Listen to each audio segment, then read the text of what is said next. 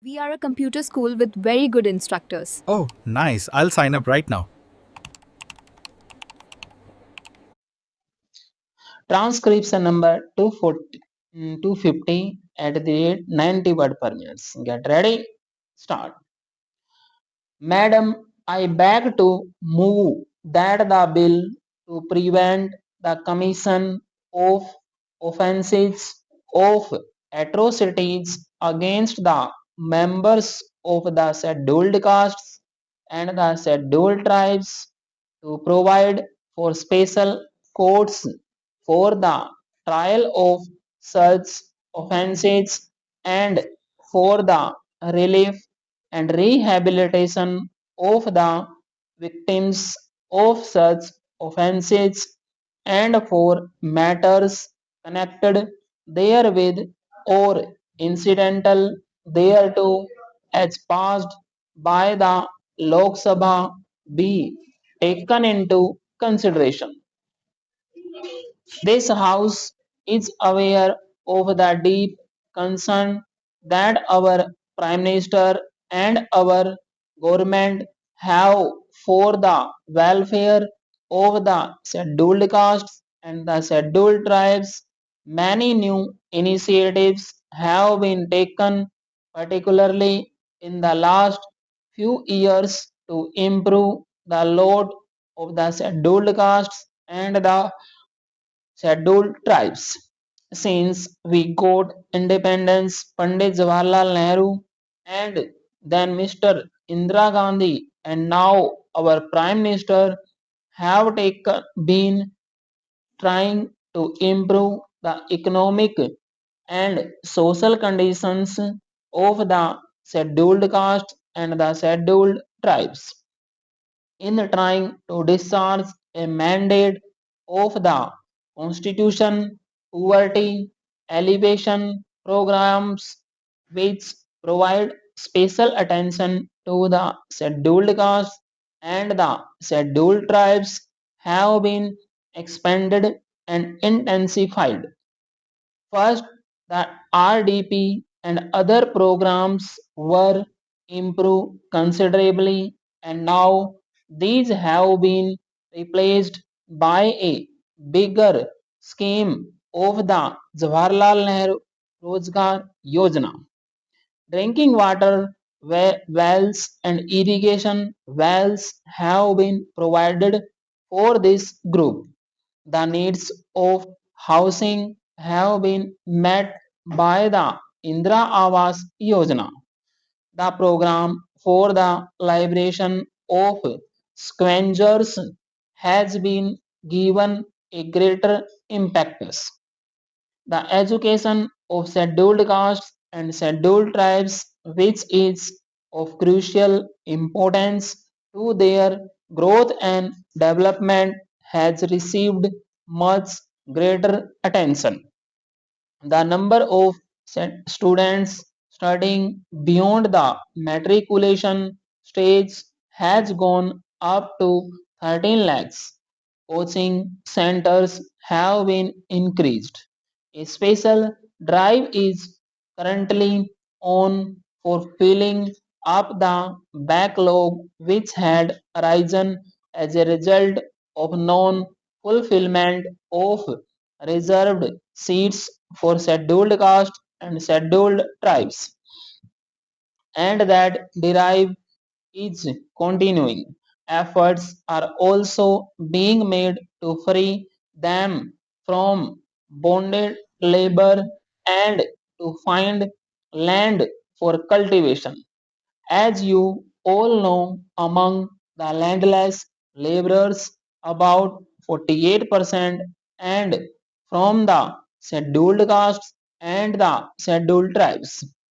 We are witnessing today the sign of fruits of development reaching the scheduled castes and the scheduled tribes with greater separate of education and with the socio-economic conditions improving, the relations in the society sometimes come under tension.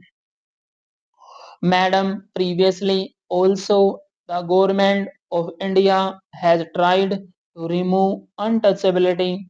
Under the constitution, we have abolished untouchability, but to remove it completely from the society in 1955, the Protection of Civil Rights Act was passed, and again to give it more teeth, some more clauses were added to it in 1976.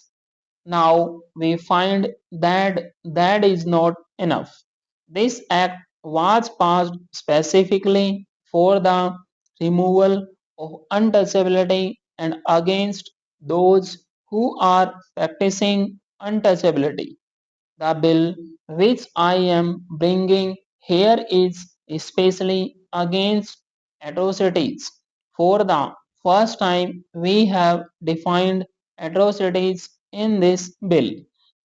We have said that the atrocities shall be punishable with imprisonment for a term which shall not be less than 6 months, but which may be extended to 5 years with fine.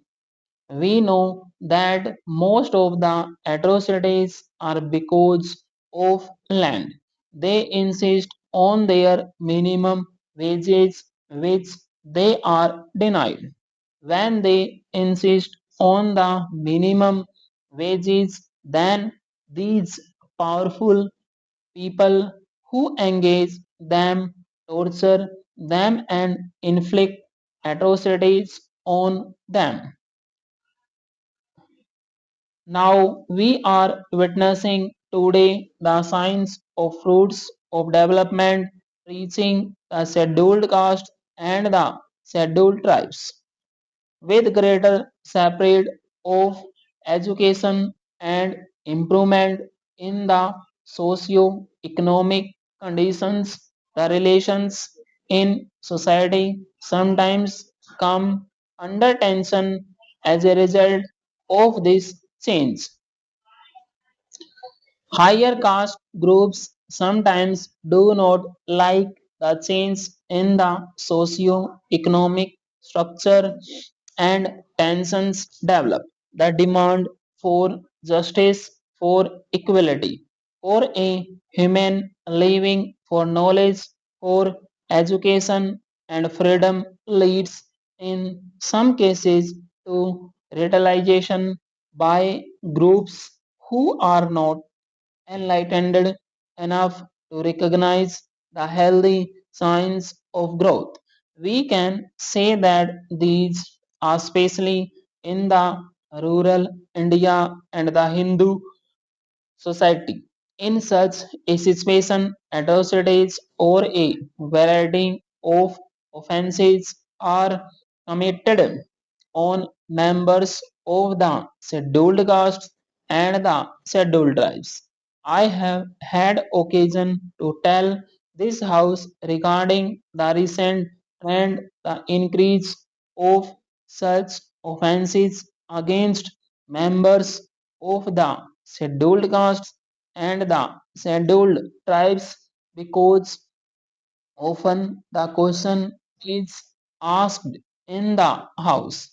The nature of these offences in many states indicated that these were not isolated instances but represented a trend in the country.